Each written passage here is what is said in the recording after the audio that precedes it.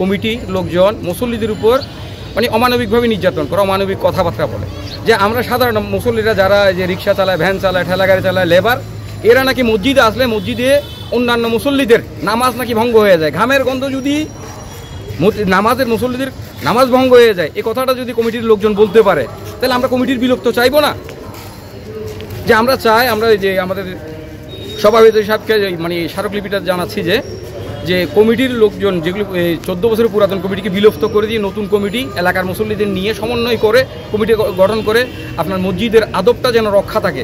আমরা আমাদের মাননীয় ডিসি স্যারের কাছে একটা স্মারকলিপি নিয়ে আসছি আমাদের 7 নং ওয়ার্ডে অবস্থিত গুরুস্থান মসজিদ বিষয়ে। 14 থেকে 15 বছরের একটা পুরাতন কমিটি, যাদের অধিকাংশ 5 তারিখের পর পালিয়ে গেছে, যেটার কারণে মসজিদ পরিচালনায় ব্যাঘাত ঘটতেছে।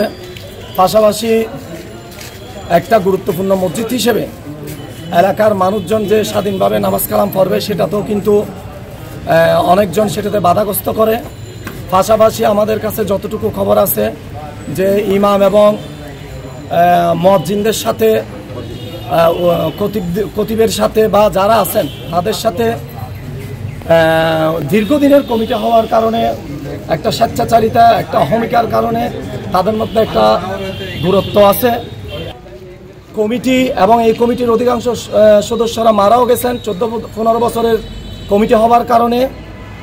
আমাদের 5 ওয়াক্তের মুসল্লিদের সাথে কথা বলে এবং 7 নং ওয়ার্ড এবং 9 নং ওয়ার্ডের এলাকাবাসীর সাথে কথা বলে একটা মসজিদ সুন্দর ও সুষ্ঠুভাবে পরিচালনার জন্য, একটা ধর্মীয় প্রতিষ্ঠানকে রক্ষা করার জন্য সুন্দর একটা কমিটি আমরা আমাদের স্যারের কাছে দাবি করি। বসুন্ধরা টিস্যু, অশুদ্ধতার বিরুদ্ধে এক বিন্দুও ছাড় নয়।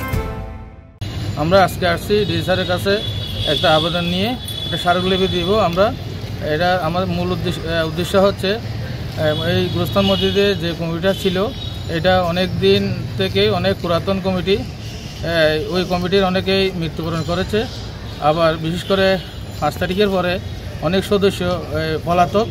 এই কমিটিটা বলতে গেলে এখন অকেজু। আমরা চাচ্ছি এলাকার মানুষ, মুসল্লিরা চাচ্ছি একটা নতুন একটা কমিটি হোক, এলাকার স্থায়ী বাসিন্দাদেরকে নিয়ে, আশেপাশের লোকজনকে নিয়ে একটা কমিটি হোক। এই আমরা 7 নং ওয়ার্ডের পক্ষ থেকে আমরা আজকে এখানে স্মারকলিপি দেওয়ার জন্য জেলা প্রশাসক মহোদয়ের কাছে আমরা আসছি। একটাই উদ্দেশ্য, দীর্ঘদিন এরা আপনার এটা একক কমিটি করে রাখছে। আমরা 7 নং ওয়ার্ডবাসী এবং অত্র এলাকার যারা মুরব্বী এবং মুসল্লি আছে, তাদেরকে নিয়ে একটা নতুন একটা কমিটি হোক, এই আশা আমরা ব্যক্ত করছি।